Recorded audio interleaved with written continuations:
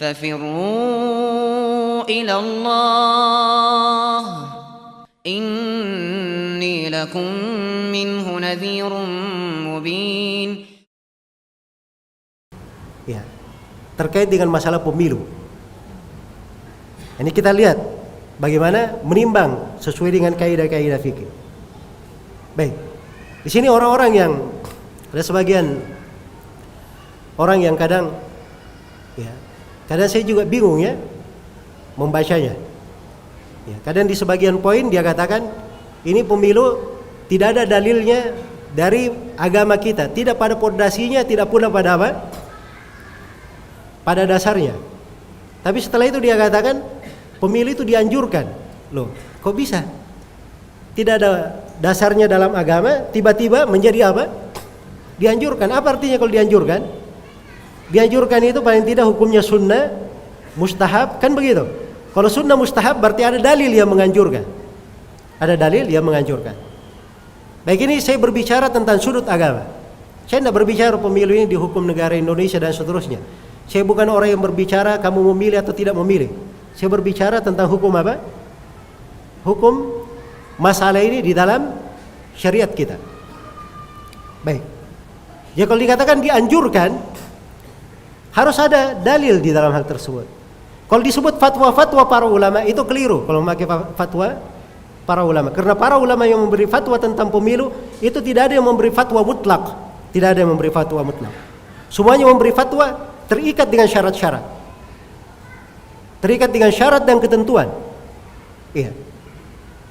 Dan kalau terikat dengan syarat dan ketentuan itu tidak dibuka bebas untuk orang-orang umum masuk di dalam hal tersebut. Apalagi difatwakan semuanya memilih. Ya. Jelas ya? Nah, di pembahasan kaidah fikihnya, kaidah fikih yang dipakai katanya irtikab akhaffid dararain. Kita mengambil bahaya yang paling apa? Paling sedikit dari dua bahaya. Mengambil bahaya yang paling sedikit dari apa? Dari dua bahaya. Ini penggunaan kaidah juga, ini perlu dicermati lagi lebih mendalam. Karena kaidah ini itu di pembahasan ketika ada apa? Ketika seorang itu dihadapkan pada dua bahaya, dia tidak bisa lepas dari dua bahaya itu. Ya.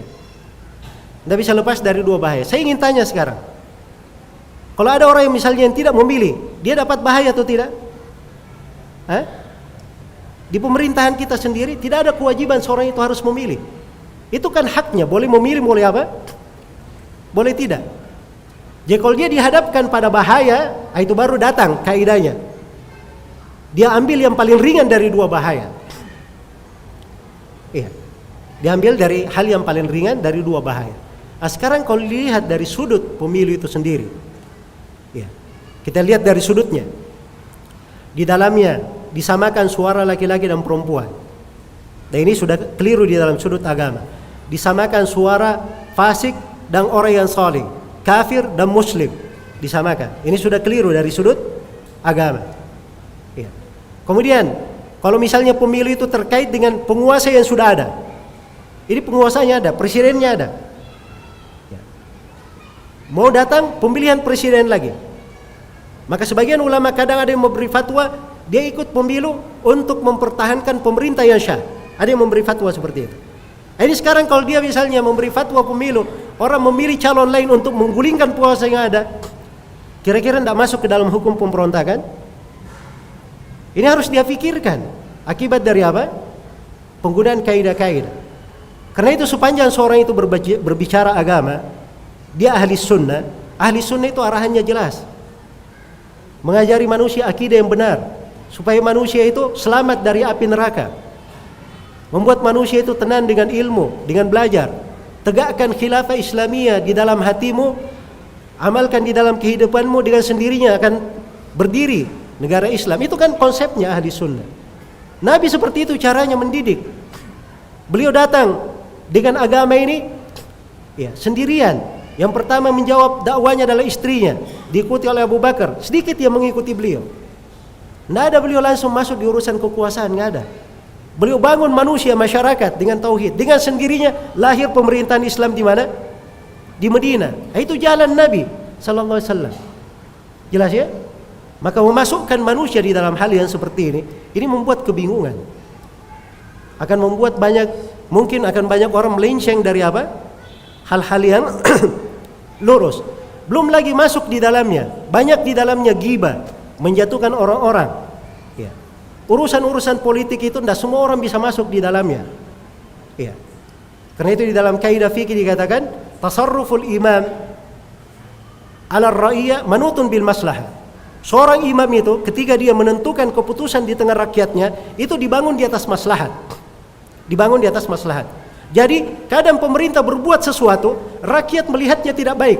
Tapi rakyat tidak tahu bahwa di belakang hal tersebut baik untuk mereka. Cuma mereka tidak sadar. Kadang politik seperti itu. Jadi kalau rakyat dimasukkan, ini pemerintah kerjanya cuman begini. Ghibah di sana sini sudah masuk. Iya. Jangankan para penuntut ilmu, sebagian ustadznya saja ya sudah ada pengalaman pemilu sebelumnya mencalonkan sebagian dari calonnya tidak naik, sudah dicela dengan celaan yang jelek, akhirnya harus sibuk menghapus halaman Facebooknya. Ini kan hal yang tidak bagus, tidak mendidik. Ya. Karena itu seorang itu kalau berada di atas jalan dakwahnya para nabi dan para rasul itu jelas. Ikuti jalan hal tersebut. Terkait dengan masalah urusan dunia dan seterusnya, kita tidak dibebani dalam hal yang seperti itu.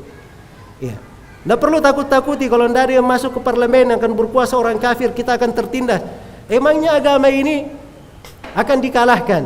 Allah sudah menjamin umat Islam itu selalu dijayakan. Walaqad sabaqat kalimatuna li ibadina al-mursalin innahum lahumul mansurun wa inna jundana lahumul ghalibun.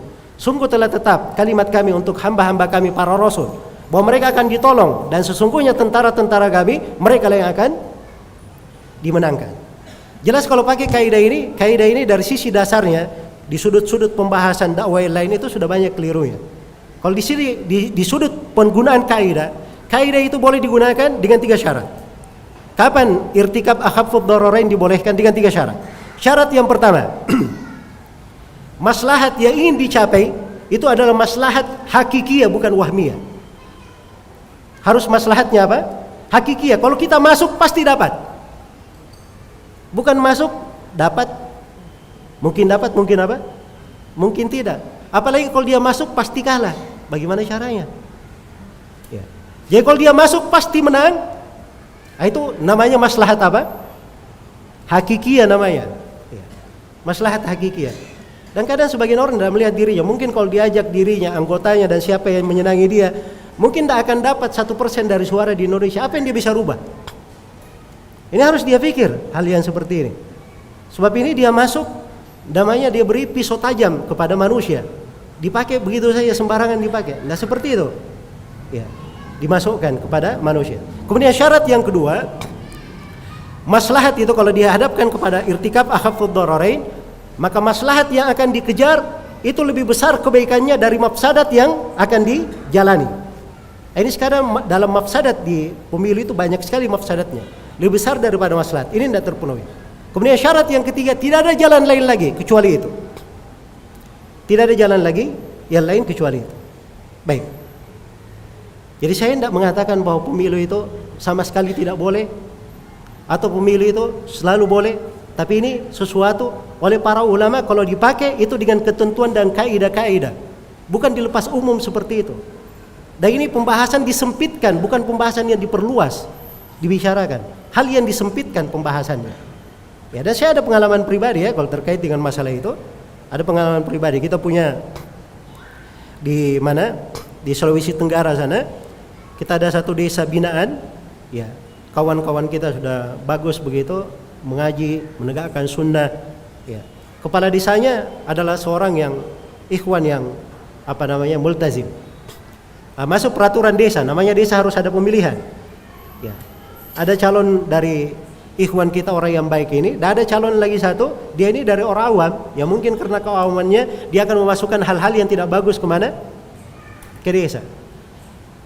Ditanyakan waktu itu ke saya, apa hukumnya? Kalau kita ikut pemilu memilih kawan kita ini. Sebab kalau mereka memilih pasti menang. Kenapa? Karena penduduk desa 90% adalah kawan-kawan kita. Ya saya tanya ke Syekh Shalal Fauzan. Kata Syekh Shalal Fauzan, ya.